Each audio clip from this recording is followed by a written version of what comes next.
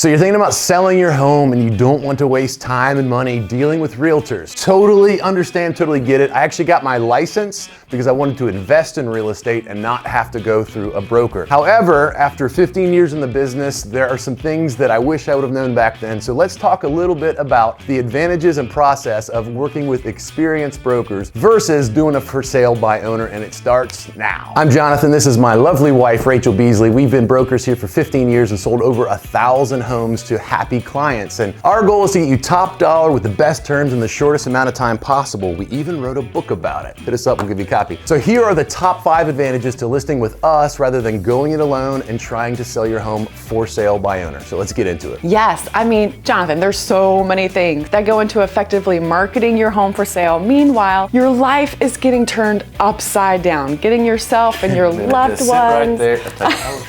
Getting yourself and your loved ones ready to pack up and move can be a lot to handle. And I know this for sure because we just did this and we're in the business and it was already stressful enough, so. Yeah, great way to get some empathy for our active clients though, just going through this, super stressful. So if you haven't done so already, real quick, please go ahead and subscribe to the channel, hit the like button and the notification bell too. That'll keep you up to date with all the content that we're putting out and everything that we're doing on this channel. So number 1, the first advantage of working with us as brokers is pricing perfectly at the top of the market, getting the most you can, but not too high or not too low. So think of it this way. Real estate, just like any other tangible investment, trades on market pricing. Your home is worth what someone's willing to pay or how much you can get and procure from a buyer. So the main components that determine something's value in a free market are supply, demand, and buyer's willingness to pay. So this all boils down to marketing and a funnel of people that you want competing to purchase your home. If you don't have real-time access to the MLS, it's almost impossible to aggregate the correct data and pull true comparable sales to put together a pricing analysis for your property. True. With for sale by owners, oftentimes they're going to Zillow. Or worse, they're going to their neighbors that sold their homes maybe even like months ago to find out what they sold it for. If you're able to get around the number that you wanted to sell your home for, it might not be the right number.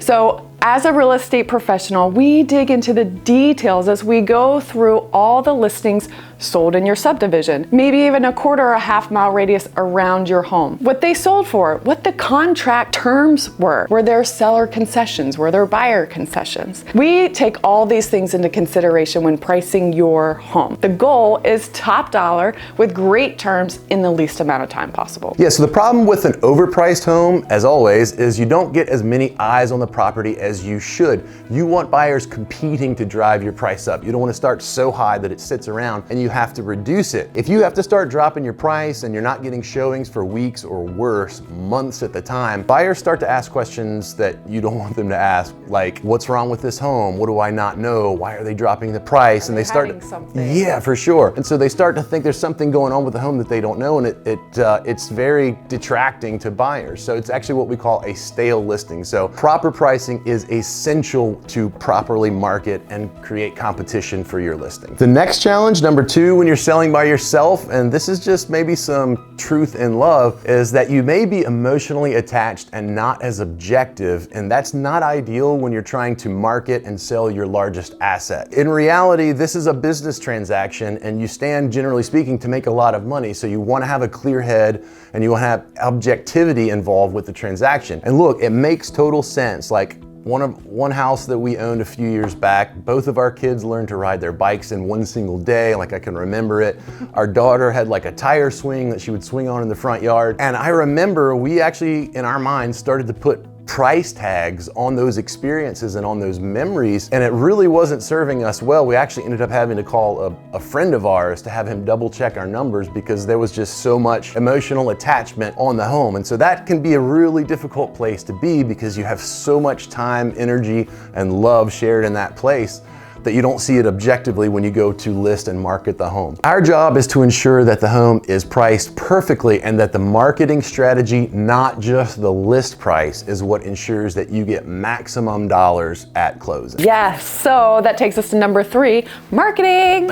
It's a good time to talk about marketing right now because our markets are so hot and homes are selling so quickly. You might think that you can just put a sign in the front yard and maybe put it up on Zillow and be done. Maybe tell your neighbors and put a couple flyers up at the local coffee shop, But in this day and age, especially, hey guys, we're in 2022. That's just not enough to sell your home and get it in front of the masses of buyers that are out there right now. Yeah, you could put it on Zillow, maybe even Redfin by yourself, but here's the issue. 80% of buyers out there, the first home they physically tour is a home they virtually toured online. Think about that. 80%. Yeah. Start there. So if they go on Zillow and they see your house, maybe you took some iPhone photos and no home tours or anything like that, there's a high likelihood they're just gonna skip it and go to the next one, which probably has professional photos, maybe even a professional presentation, a live video tour, 3D tour, professional descriptions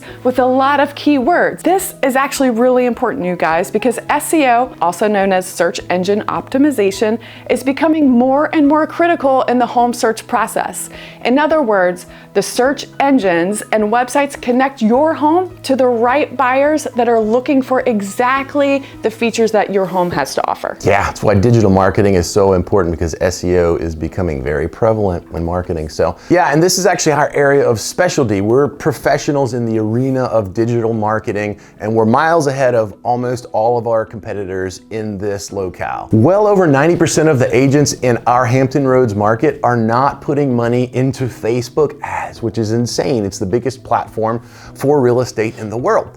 They don't have a YouTube channel, let alone doing YouTube ads, and their only way to promote your listing online is generally by making a personal post, which is only seen by, 5 friends and their grandmother. So it's not effective marketing. We also have a full-time videography team that puts together a digital story of the home and its amenities in video form. So in other words, we don't just throw up ads, we create specific targeted content to appeal to and connect sellers and buyers. Brokerage is what we do. As a matter of fact, that's probably why you're watching this video right now, because we're targeted in our marketing and we found you. So we will most definitely find the right buyer for your home, or if you happen to be a buyer, find you the right home. Now, beyond digital marketing, the content, the videography, the social media targeting, we deal with the buyers ourselves.